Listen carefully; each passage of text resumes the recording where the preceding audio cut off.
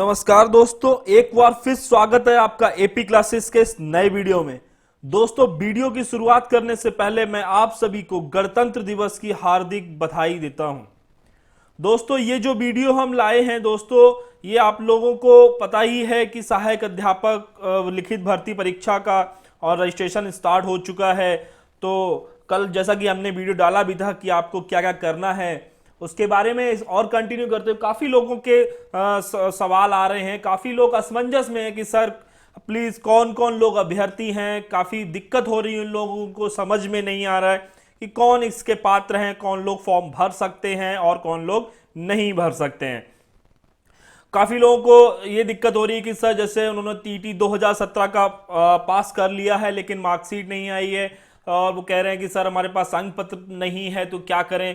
तो देखिए दोस्तों, सबसे पहले तो मैं आपको एक बात बता दूं कि टीटी मार्कशीट का जो अंक पत्र है, जो अंक पत्र जो रजिस्ट्रेशन के फॉर्म में लिखना है आपको, टीटी हो गया या बीएड या अपना आपका बीटीसी का हो गया, तो अगर आप परीक्षा दे चुके हैं और आप एग्जाम पास कर चुके हैं दोस्तों, तो आप और आपके पास लिखित रूप से इंटरनेट का कॉपी या वेबसाइट के माध्यम से आपका रिजल्ट है और अंक पत्र नहीं है, तो उसमें सीधा लिखा है कि अगर अंक पत्र नहीं है तो आप उसमें रजिस्ट्रेशन में एनए लिख सकते हैं।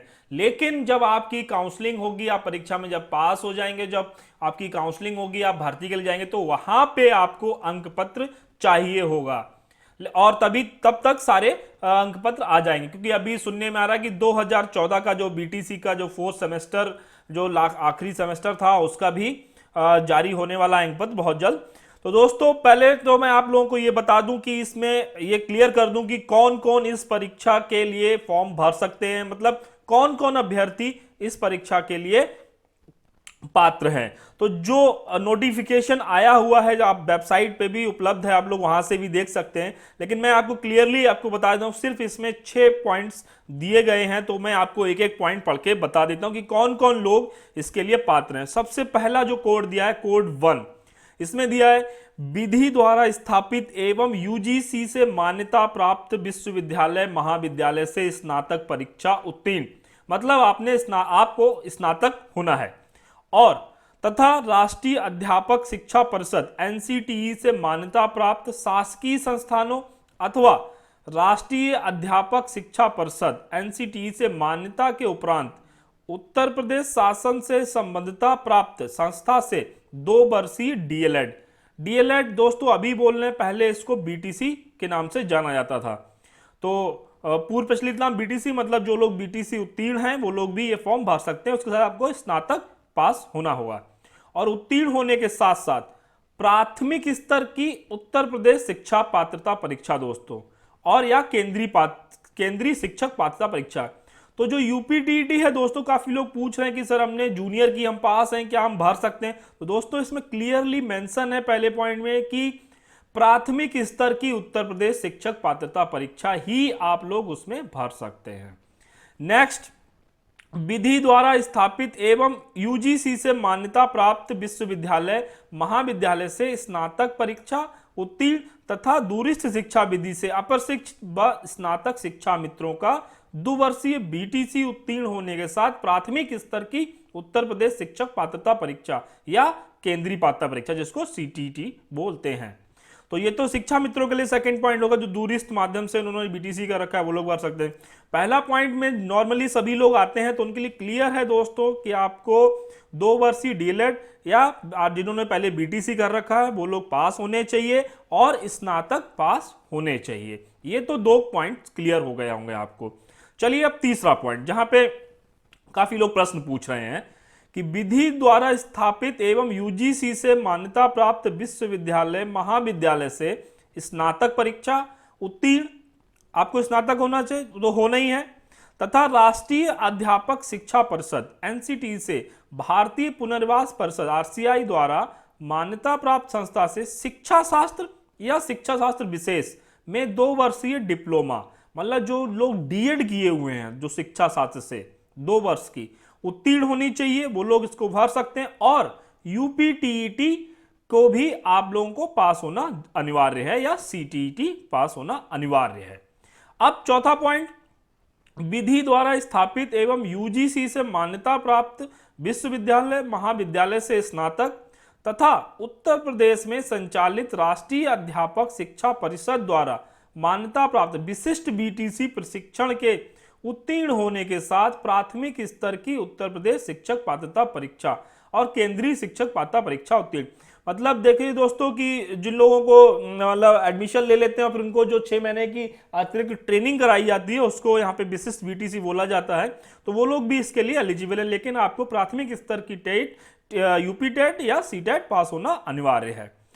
पांचवा पॉइंट दोस्तों, विधि द्वारा स्थापित एवं यूजीसी से मान्यता प्राप्त विश्वविद्यालय महाविद्यालय से स्नातक तथा उत्तर प्रदेश में संचालित 2 वर्षीय बीटीसी उर्दू विशेष प्रशिक्षण। तो जिन लोगों ने 2 वर्षीय बीटीसी उर्दू विशेष प्रशिक्षण कर रखा है वो लोग भी इसमें मतलब अभ्यर्थी हैं, वो लोग भी इसमें फॉर्म भर सकते हैं। लेकिन उसके साथ साथ उनको प्राथमिक स्तर की उत्तर प्रदेश शिक्षक पात्रता परीक्षा या सीटेट पास होना अनिवार्य है। अब आता है सबसे इंपॉर्टेंट पॉइंट जिसमें कई लोगों को क्वेश्चन है। देखिए इसमें सीधा लिखा है लास्ट पॉइंट कि न्यूनतम 50% अंकों के साथ इंटरमीडिएट अथवा इसके समकक्ष तथा 4 वर्षीय प्रारंभिक शिक्षा शास्त्र में स्नातक बीएलएड। मतलब जिन लोगों ने बीएलएड कर रखा है इंटरमीडिएट के साथ, लेकिन दोस्तों इसमें कंडीशन लगी हुई है कि न्यूनतम इंटरमीडिएट में आपके 50% अंक होने चाहिए। ये मेन पॉइंट है। तो जो लोग इस फॉर्म को भर रहे हैं और बीएलएड किए हुए हैं इंटर के बाद 4 वर्षीय प्रारंभिक शिक्षा, अगर उनके 50% अंक नहीं है इंटरमीडिएट में तो वो लोग ये फॉर्म नहीं भर सकते हैं, ऐसा इसमें लिखा हुआ है। उसके साथ साथ उनको यूपी टेट पास होना अनिवार्य है और सी टेट भी पास होना अनिवार्य है। अब दोस्तों काफी लोगों का सवाल ये है कि सर हमने 2016 में यूपी टेट पास कर लिया है लेकिन हम 2017 में यूपी टेट पास नहीं हो पाए।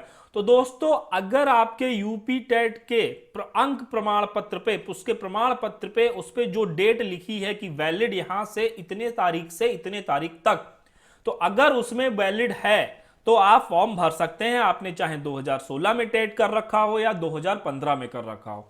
क्योंकि कई लोग ये पूछ रहे हैं सर कि हमारे 2016 में मान लो 110 नंबर हैं, 2017 में 120 नंबर आ गए हैं, तो सर हम कौन सा फॉर्म डालें, ये बड़ा कंफ्यूजन है। तो दोस्तों जैसा कि आप लोगों को पता है कि मेरिट में टेट का तो कोई अब रोल रहा नहीं है, क्योंकि अब शिक्षक पात्रता परीक्षा में पास होना उत्तीर्ण इसके ही मार्क्स जुड़ेंगे। तो आप को जो आप अपनी सुविधा के अनुसार जो भी आपको उपलब्ध हो आप वो भर सकते हैं, लेकिन टेट पासिंग जो सर्टिफिकेट है वो वैलिड होना चाहिए। अब दोस्तों अब कुछ लोग ये भी पूछ रहे हैं कि सर हमने टेट पास कर रखा है और हम किसी और स्टेट के हैं। तो दोस्तों ये उन लोगों को एक बात मैं क्लियर कर दूं कि ये जो परीक्षा है, ये जो भर्ती है वो उत्तर प्रदेश की है, तो ये राज्य की भर्ती है। तो दोस्तों सीधी सी बात है कि इसमें आप वही लोग अभ्यर्थी बन सकते हैं जिनका यूपी का डोमिसाइल सर्टिफिकेट होगा, मतलब उत्तर प्रदेश का निवास प्रमाण पत्र होना इसके साथ अनिवार्य। ये जो कई सारे क्वेश्चन हमारे सामने आए थे उन सबका मुझे लगता है मैंने सही उत्तर दिया होगा। और अगर किसी को कोई प्रश्न अगर कोई उठता है मन में या कोई डाउट है तो आप हमें हमारे वीडियो में कमेंट बॉक्स में लिखकर हमको बता सकते। तो चलिए दोस्तों आज के लिए बस इतना ही, फिर मिलेंगे नेक्स्ट वीडियो में बहुत जल्द। बहुत बहुत धन्यवाद।